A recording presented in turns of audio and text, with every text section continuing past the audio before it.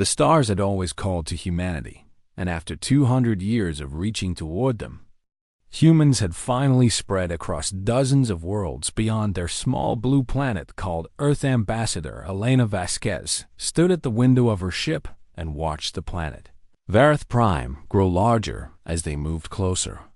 And she felt hope filling her heart, because today was supposed to be the day that humanity would finally join the Galactic Council. Council was made of 12 ancient species who had ruled the galaxy for thousands of years. And they had invited humanity to a peaceful summit where they would discuss membership and friendship between all the races of the stars. Elena turned to look at the people behind her, and she smiled at what she saw because there were diplomats in their finest clothes, scientists eager to share knowledge, and families who had come to witness this historic moment. And among them were children who laughed and played without any idea of what was about to happen. 40,000 humans had made this journey, and every single one of them believed they were flying toward a bright future. Ambassador, we are beginning our landing approach, her assistant called out. And Elena nodded before taking one last look at the beautiful green and blue world below them on the surface of Vareth Prime. The welcome seemed warm and wonderful at first, and alien delegates from all 12 council species greeted the humans with words of peace and promises of cooperation. Councillor Vax Alar of the Kreth Dominion stepped forward with his 4 arms spread wide in what the humans had been told was a gesture of friendship. And he spoke in a voice that sounded like grinding stones. Welcome, young species, to the family of the stars. And may this day mark the beginning of a beautiful relationship between our peoples. Elena shook his massive clawed hand and thanked him for the kind words, never knowing that behind his alien eyes there was nothing but cold calculation and murderous intent. The council had watched humanity grow and spread across the stars with growing fear in their ancient hearts, because these humans were not like other young species who took millions of years to develop technology and expand their reach. Humans had gone from riding animals to walking on their moon in less than 10,000 years. And they had gone from their first faster-than-light ship to colonizing dozens of worlds in just 2 centuries. And this terrified the elder races who had never seen anything grow so fast in secret meetings held far from human ears. The council had decided that humanity was too dangerous to be allowed into their civilization, and they had created a plan to end the human threat forever while it was still young and weak.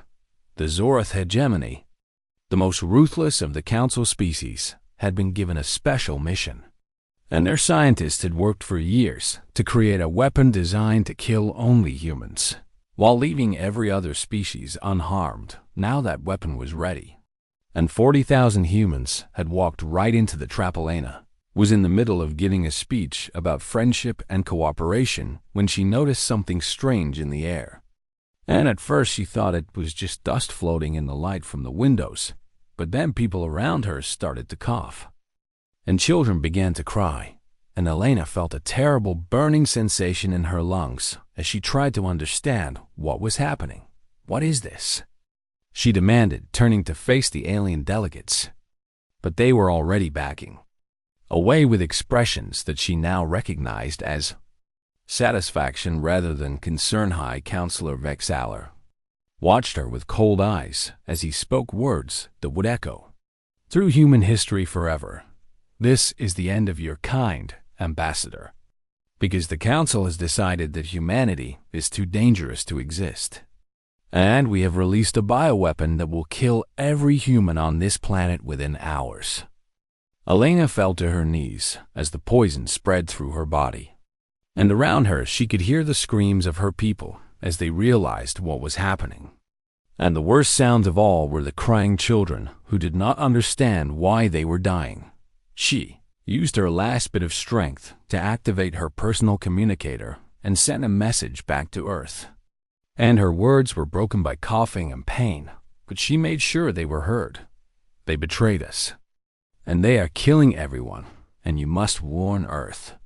You must tell them what happened here, You must make sure humanity survives." The transmission ended as Elena collapsed beside the bodies of the other diplomats. And within 6 hours, every single human on Verith Prime was dead. Council broadcast the massacre across every channel in the galaxy, showing the piles of human bodies to every species in known space. And they declared humanity a quarantined species that would be contained in their home system until they died out naturally. A massive fleet of ships from all 12 Council species moved to blockade the Sol system, trapping the remaining humans on Earth and their colony worlds. And the Council waited for the cries of grief and the begging for mercy that they expected to hear. But Earth fell completely silent. For 30 days, there was no communication from the human homeworld. No ships trying to escape, no desperate pleas for help. And the Council began to feel uneasy because this was not how prey was supposed to behave on the 31st day. Every single Council species received the same transmission at exactly the same moment. And it contained only 2 words in the human language with no translation provided. Remember Verith. The Council members looked at each other with confusion and some small amount of fear, because they did not understand what this message meant. And they told themselves that the humans were just making empty threats from their cage. They were wrong. And they had made the worst mistake in the history of the galaxy, because they had assumed that humans would react to tragedy with despair and submission. They did not know that humanity had been forged in the fire of countless wars, fought against themselves, that they had survived ice ages and plagues and disasters that would have ended most species, and that when humans were pushed to the edge of extinction, they did not give up. They fought back with everything they had. And they never ever stopped until their enemies were broken. The Council had just murdered 40,000 innocent people, including thousands of children. And they thought this would make humanity afraid. Instead, they had just made humanity very, very angry, and that anger would soon shake the entire galaxy to its core. Admiral Marcus Chun stood in the center of the United Earth Military Council chamber with his hands clasped behind his back and his face as hard as stone. And around him sat the most powerful leaders that humanity had ever produced. 30 days of silence had not been days of grief and despair as the Council species had believed, but days of cold and careful planning. And now the mourning period was officially over. We have received reports from every human colony and every station in our system. Admiral Chun said in a voice that was quiet but carried the weight of barely controlled fury. And the people have spoken with one voice about what they want us to do. He pressed a button and holographic images filled the air above the table, showing crowds of millions of humans gathered on Earth and Mars and the moons of Jupiter. And every single one of them was holding signs or chanting the same words. Remember Verith and make them pay. The leaders around the table nodded with grim expressions, because they had all lost friends or family members in the massacre. And they all wanted justice for the dead General Yuki Tanaka, the commander of Earth's ground forces. Leaned forward and spoke with barely contained anger in her voice. The Council thinks they have us trapped, but they have no idea what we have been hiding from them for the past century, do they? Admiral Chun allowed himself a small and cold smile as he brought up new images, showing massive shipyards hidden in the asteroid belt and secret research stations buried deep beneath the surfaces of moons. The elder races measured our strength by counting our public fleet and looking at the technology we showed them. But we are humans, and we learned long ago to never reveal all our cards to potential enemies. He zoomed in on a ship design that made several of the leaders gasp with surprise, because it was a warship unlike anything the galaxy had ever seen. This is the Prometheus-class dreadnought, armed with weapons that can tear through any known shield technology and powered by engines that let it jump through space without using the hyperspace lanes that every other species depends on. Director Sarah Morrison of Earth Science Division stood up to explain further, and her eyes were red from crying for her sister. who had died on Varus Prime, the Council species, have not truly advanced their technology in over 10,000 years, because they became comfortable and lazy with their power.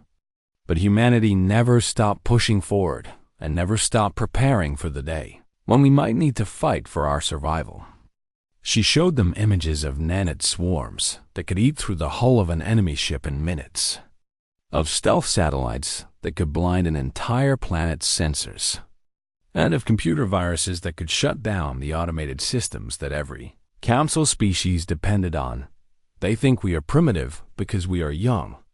But age does not equal wisdom, and we have made more technological progress in 200 years than they have made in 20,000. Admiral Chun nodded and brought up a final image that made the room go completely silent. And it showed a weapon so terrible that even the humans who had built it were afraid of its power. This is the Prometheus Array, and it is our weapon of last resort because it can trigger an artificial supernova that would destroy an entire star system in seconds. The leader stared at the image with a mixture of awe and horror. Because this was the power to kill billions with a single command, we will not use this weapon unless we have no other choice, Admiral Chun said firmly. Because we are not monsters like the Council, and we will not murder innocent civilians just because their leaders ordered the deaths of our people. He looked around the table at each leader in turn, and his eyes were like ice as he spoke his next words. But the Council does not know that, and they do not know that we have it. And when the time comes, we will show them exactly what we could do to them if we chose to be as cruel as they were to us. Over the next several months, the secret shipyards worked day and night to build a fleet that would have seemed impossible to the elder races. And human agents who had been living among the alien species for decades began sending back information about every military base and every weakness in Council defenses. The humans called these agents the Ghosts, and they had been preparing for this moment for over 50 years because humanity had always known that the galaxy might one day turn against them. Captain James Okonkwo was one of these ghosts, and he had spent 20 years living among the Zorath people while pretending to be a human trader who had no loyalty to Earth. Now, he sat in a small room on Zorath Prime and sent encrypted messages back to Admiral Chun about the location of every orbital defense platform and every military installation on the planet. The Zorath believe they are safe because their fleet is patrolling far from home, he reported in a whisper. And they have no idea that we can bypass their detection systems completely. Similar messages came from Ghost agents living among every Council species. And the humans built a complete picture of their enemy's strengths and weaknesses. The Council species continued to watch the Sol system blockade and congratulate themselves on containing the human threat. And they had no idea that human ships were already slipping past their patrols using the quantum slip drives that no one in the galaxy knew existed. Admiral Chun stood on the bridge of the UE's Nemesis, the first of the Prometheus-class ships, and looked at the star map showing all the positions of their hidden fleet. The Council wanted to teach humanity a lesson about power, he said to his crew. And now we are going to teach them a lesson they will never forget. He turned to face his officers with eyes that burned with righteous fury. They killed our children, our families, our friends. And they did it because they thought we were weak, and they thought they could get away with it. His voice rose with controlled anger as he spoke the words that would launch humanity's revenge. They were wrong. And now they are going to learn what happens when you wake a sleeping giant and fill him with terrible purpose. Because humanity does not forget, and humanity does not forgive. And humanity always pays back its debts with interest. The officers saluted with fierce determination. And across the hidden fleet, thousands of human soldiers prepared for the battle that would change the galaxy forever. The storm was coming, and the Council had no idea what was about to hit them. The Zorath hegemony had been chosen as the first target because they were the ones who had created and released the bioweapon that killed 40,000 humans on Vareth Prime. And Admiral Chun believed in a simple principle of justice: those who strike first should be struck back. First Commander Zethrak of the Zorath Orbital Defense Command was having a quiet night shift when his sensors suddenly went crazy with warning signals, and he stared at his screens with 4 eyes wide in disbelief. "That is impossible," he muttered as 17 massive human warships appeared directly in low orbit around Zorath Prime, far inside the defensive perimeter that should have detected them. Hours ago, he reached for the alarm button, but his console went dark before he could touch it. And across the entire planet, every military computer system shut down at exactly the same moment as human viruses took control of the networks. Hi. General Morvex was eating his evening meal when his personal guard burst into the room with panic in their eyes. "General, the humans are here, and our defenses are not responding, and we cannot contact the fleet." Morvex dropped his food and ran to the window, and what he saw made his blood turn cold because the sky was filled with human ships that were raining fire down on every military installation on the planet.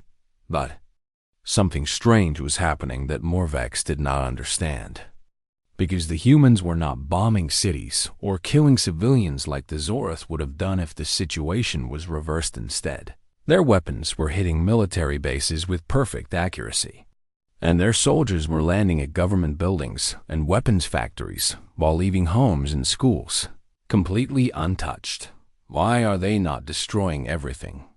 one of his guards asked with confusion in his voice. Morvex did not have time to answer because the wall of his dining room exploded inward, and through the dust and smoke came human soldiers in black armor who moved faster than anything he had ever seen. "Hi, General Morvex," the lead soldier said through his helmet speaker. "You are under arrest for crimes against humanity, and you will come with us to face justice for your role in the Vareth massacre." Morvex reached for his weapon, but 3 soldiers had him pinned to the ground before his claw even touched the handle, and he was dragged away while his guards stood frozen with fear. Across Zorath Prime, the same scene repeated itself over and over, as human special forces teams extracted every military leader and government official who had been involved in planning and executing the genocide. Within 6 hours, the Zorath hegemony lost every warship, every military base, every weapons factory, and every leader who had blood on their hands. But not a single civilian was harmed, and not a single city was destroyed. The humans left behind a message that played on every screen on the planet. "The Zorath hegemony has paid for its crimes against humanity, and your war criminals will face trial for what they did. But we do not make war on innocent people, and we will not punish children for the sins of their rulers." The Zorath civilians watched this message with shock and confusion, because they had been told their whole lives that other species were barbaric and cruel, and they could not understand why the humans who had every right to hate them were showing mercy. News of what happened to the Zorath spread across the galaxy at the speed of light, and the other council species began to panic as they realized that humanity was not trapped in the Sol system at all. The Kreth Dominion was next, and their fate was the same as the Zorath. Admiral Chun led the attack personally, and his fleet appeared without warning in orbit around every Kreth military installation at the same time, overwhelming their defenses before they could even organize a response. High Counselor Maxalar had tried to flee in his personal ship, but a human stealth team was waiting for him in his own hangar bay. "Did you really think you could run from us?" Captain Okonkwo asked as he pointed his weapon at the alien who had spoken the words that began the Kista G. And the massacre Vexalar fell to his knees and begged for mercy, which was something he had not given to the humans on Vareth Prime. "Please, I was just following the will of the Council. I did not want to kill your people, but I had no choice." Captain Okonkwo felt anger burning in his heart, because he remembered the images of dead children that had been broadcast across the galaxy. And part of him wanted to pull the trigger and end this monster forever. But he was a human soldier, and he had his orders. And he was better than the creatures he was fighting against. You had a choice, he said in a voice like ice. And you chose to murder 40,000 innocent people, including thousands of children. And now you will live to face the consequences of that choice. Vexaler was dragged away in chains while his subjects watched. And many of them felt no sadness at all, because their ruler had been cruel and corrupt for centuries. The Silvari Concordat surrendered without a fight after watching what happened to the Zoroth and the Kreth. And their leaders handed themselves over to human custody while apologizing for their part in the Council's crimes. One by one, the Council species fell. And each time, the humans showed the same terrifying combination of overwhelming military power and precise surgical strikes that left civilian populations completely unharmed. The elder races could not understand what they were seeing, because in all their thousands of years of warfare, no species had ever waged war like this. Why do they not simply destroy us? The Morthian Emperor asked his advisors as human ships surrounded his homeworld. We would burn their planets to ash if we had their power, so why do they hold back? None of his advisors had an answer, and the Emperor surrendered his military forces rather than watch them be destroyed in a hopeless fight. Human aid ships followed the warships, bringing food and medicine to populations that had been neglected by their corrupt governments. And human engineers began repairing infrastructure that had been damaged in the fighting. The common people of the Council species began to ask dangerous questions about their leaders. And they began to wonder if everything they had been told about the barbaric humans was a lie. Humanity was not just winning the war. They were winning the hearts and minds of their enemies. And that was a weapon more powerful than any bomb or missile. Admiral Chun watched the reports from across the galaxy and allowed himself a moment of grim satisfaction. 3 more species to go, he said to his officers. And then we will deliver our final message to the Council itself.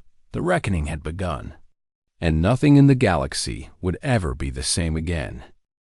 The Council Capital Station was the largest structure ever built by any species in the galaxy. A massive ring that orbited a bright yellow star and held the seat of power for the 12 elder races. Now only 3 of those races remained free, and they have gathered every ship they had left into a fleet of 2 million vessels that surrounded the station in layer after layer of defensive formations. Grand Admiral Threx, volume of the Vortheni Empire, stood on the command deck of his flagship and stared at the tactical display with growing dread, because reports kept coming in about Council species falling to the human attacks one after another. How is this possible? He growled at his officers. We outnumber them 1,000 to 1, and we have technology that is 10,000 years more advanced than theirs. His second-in-command shifted nervously before answering. Sir, it appears that the humans were hiding their true capabilities from us all along, and their technology is actually far more advanced than anything we have ever seen. Threx volume slammed his fist against the console hard enough to crack the screen. Then we will overwhelm them with numbers, because even the greatest warrior can be brought down by enough enemies. He looked at the 2 million ships under his command and felt confidence returning to his hearts, because surely no fleet in the universe could stand against such overwhelming force. Then his sensors detected something that made no sense at all. Admiral, a single human vessel has just appeared at the edge of the system, and it is heading directly toward us. Threg's volume laughed at this news, because 1 ship against 2 million seemed like suicide rather than an attack. They send 1 ship to face our armada? The humans have finally gone mad with desperation. But his laughter died when his science officers identified the approaching vessel. Sir, that ship is generating energy readings that are beyond anything in our database. And our sensors cannot even fully scan it because its shields are deflecting our probes. The human ship grew larger on the display screens as it approached.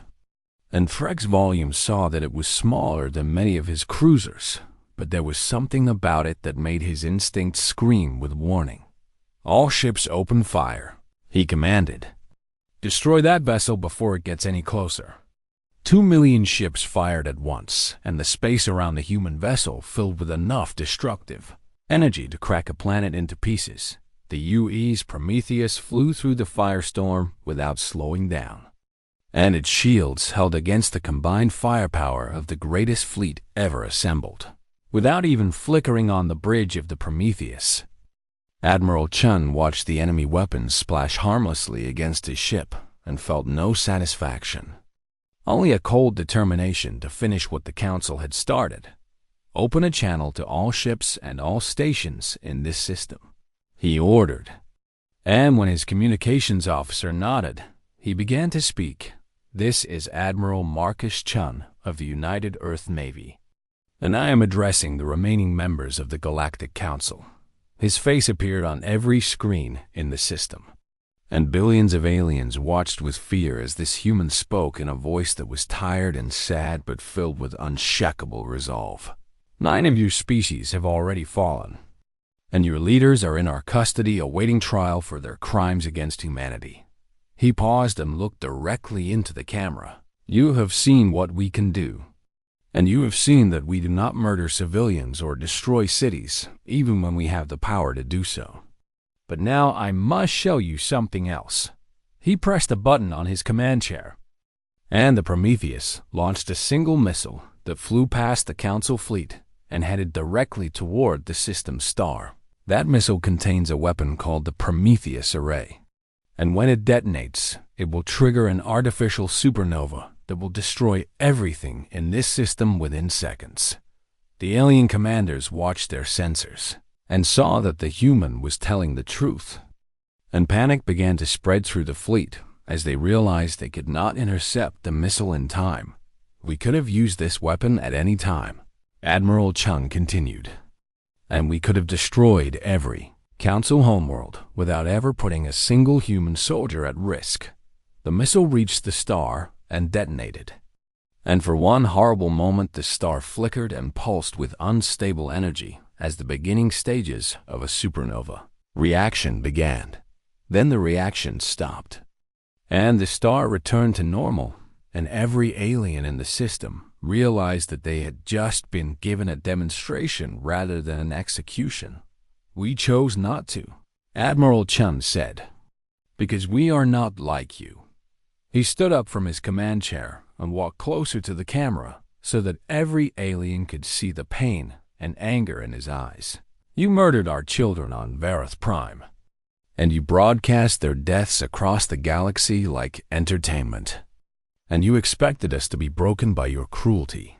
His voice grew harder as he spoke the words that would echo through history. Instead, you reminded us of who we are and what we are capable of. Because humanity did not become the dominant species on our planet by being weak or merciful to those who threatened our survival. He spread his arms wide as if embracing the entire fleet that surrounded him. We have the power to burn every world you have ever known, to hunt your species to extinction, and to erase your civilizations from history as if they never existed. The aliens watched in terrified silence as this single human spoke of genocide with the casual tone of someone discussing the weather. But we will not do these things, because power without restraint is not strength, but madness. And we have learned this lesson through 10,000 years of war against ourselves. Admiral Chun sat back down in his command chair and gave his final ultimatum. Your fleet will stand down, and your leaders will surrender themselves for trial. And in return, we will not destroy you. Grand Admiral Threk's volume stared at his tactical display and saw that his ships were already powering down their weapons because his crews were too terrified to continue fighting. Your empires will be dismantled and rebuilt under new governments. chosen by your own people with human oversight for the next 100 years. And your military forces will be reduced to defensive levels only. He leaned forward with eyes like burning coals. This is not a negotiation. This is the terms of your surrender. And if you refuse, then we will do what we should have done the moment you killed our people on Vareth Prime. The council chamber fell silent as the remaining leaders looked at each other with despair.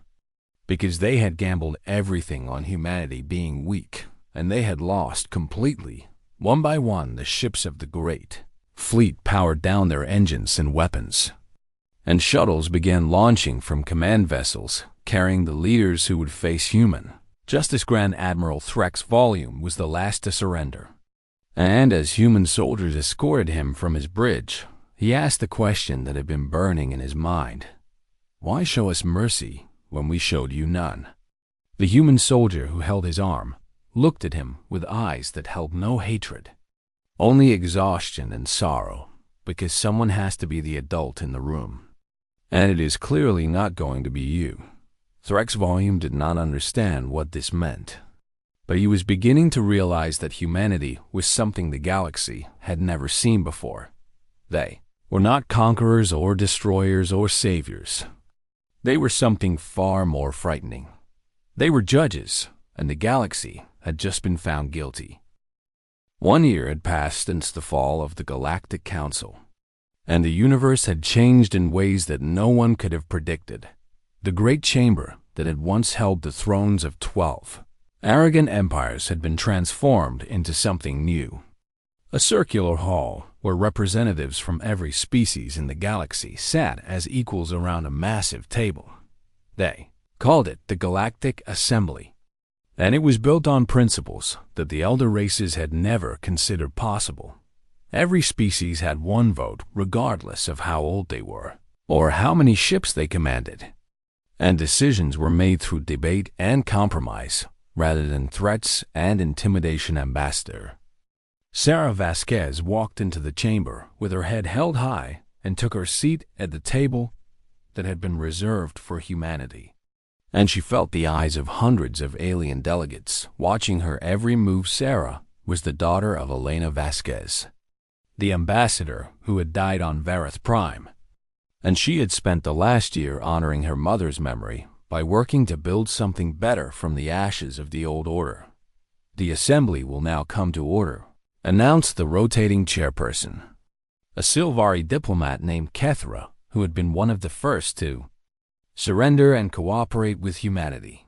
Our first matter of business is the final report on the reconstruction efforts across former council territories. Sarah stood to deliver her report, and she spoke in a voice that was calm and confident. Despite the weight of history on her shoulders, I am pleased to announce that humanitarian aid has reached every world affected by the conflict, and food shortages have been eliminated in 97% of former council space.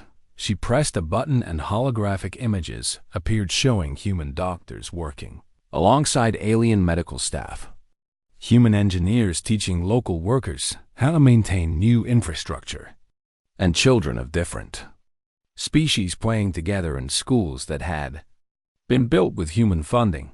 Our education programs have enrolled over 2 billion students from formerly oppressed populations who were denied access to learning under the old regimes. And our medical teams have treated diseases that council governments allowed to spread among their poorest citizens. The alien delegates watched these images with a mixture of shame and gratitude, because they were seeing proof that the humans who had defeated them in war were now working to help them in peace. Kethra nodded with approval and moved to the next item on the agenda. We will now hear the final verdict in the trial of the Vareth massacre defendants. A screen showed the courtroom where the war criminals had been tried over the past year, and High Counselor Vexaler stood in chains before a panel of judges from 12 different species, including humanity. The lead judge, a human woman named Justice Margaret Obi, Read the verdict in a voice that carried the weight of 40,000 murdered souls. The defendants have been found guilty of genocide, crimes against peace, and conspiracy to commit mass murder. Vexalar closed his 4 eyes and waited for the death sentence that he was certain would follow, because that is what he would have done to any species that defied the council. The sentence is life imprisonment with hard labor in service of the reconstruction efforts, so that those who destroyed may spend their remaining years building, and so that they may see with their own eyes the civilization they tried to prevent humanity from joining. Vexalar opened his eyes with shock because he had expected execution, not servitude. And he did not understand why the humans would let him live. Justice Obi seemed to read his thoughts and spoke directly to him.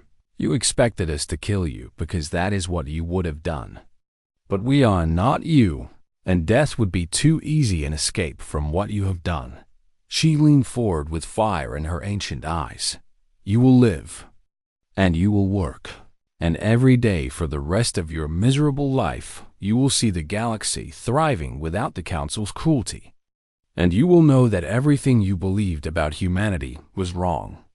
Vexalar was led away to begin his sentence, and the gallery of observers sat in stunned silence. Sarah watched this verdict with satisfaction, because justice had been served without becoming vengeance, and she knew her mother would have approved after the assembly session ended. Sarah walked to the memorial that had been built in the center of the station, a wall of crystal that held the names of every human who had died on Varth Prime. She found her mother's name and placed her hand against the cool surface, and she spoke quietly as if Elena could hear her. We did it, Mom, and we did it the right way. And I hope you are proud of what humanity has become. A voice spoke from behind her, and Sarah turned to see Vexalar being escorted past the memorial on his way to the transport that would take him to his labor assignment. May I speak? He asked his guards. And when they nodded, he looked at Sarah with eyes that held something she had never expected to see: regret. I have spent this past year watching the trial and listening to testimony about what happened on Varith Prime. And I have learned things that I did not know when I gave the order to release the bioweapon. Sarah said nothing, but she did not look away. I was told that humans were dangerous animals who would destroy the galaxy if they were not contained. And I believe this because it is what the Council had always said about young species. He lowered his head in shame. But I have seen what humanity has done since your victory. And I have seen mercy where I expected cruelty, and compassion where I expected revenge. And I know now that we were the monsters, not you. Sarah studied his face for a long moment before she responded. My mother believed that every species could be better than their worst moments. And she came to Varith Prime because she wanted to prove that peace was possible. She stepped closer to the alien who had ordered her mother's death. You took her from me, and I will never forgive you for that. But I will honor her memory by being the kind of human she would have wanted me to be. She turned back to the memorial and spoke her final words to Vexalar. Go and serve your sentence, and maybe someday you will understand why we chose to let you live. Because the greatest punishment we could give you is not death, but the knowledge that you were wrong about everything. Vexalar was led away, and Sarah stood alone before the wall of names until the lights dimmed for the station's night cycle in the months and years that followed. The galaxy continued to change as human influence spread not through conquest, but through example. Former council species began adopting human ideas about democracy and individual rights. And populations that had been oppressed for millennia found their voices for the first time. Trade flourished between worlds that had once been enemies. And scientific cooperation led to breakthroughs that benefited every species in known space and on every human world. Monuments stood to honor the 40,000 who had died on Varith Prime, reminding future generations of the price that had been paid and the responsibility that came with power to Silvari.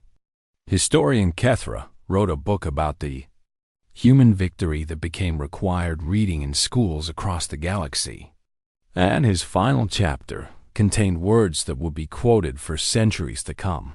When humanity came to the stars, we saw them as children to be taught or threats to be destroyed. And we never considered that they might be something else entirely. They were a mirror. And when they held it up to us, we saw our own cruelty and corruption reflected back. And we were ashamed, but humanity did not leave us in our shame. They lifted us up and showed us that we could be better. And they did this not through force, but through example. They taught us that true strength is not the power to destroy, but the wisdom to build. And that the greatest victory is not the defeat of your enemies, but their transformation into friends. The galaxy will never forget what the Council did to humanity. But more importantly, the galaxy will never forget what humanity chose not to do in return. They had every right to hate us. And they had the power to destroy us. And instead, they chose to save us from ourselves. That is why they are the leaders of the new galactic order. Not because they conquered us, but because they earned our respect. And that is a lesson the universe will never forget.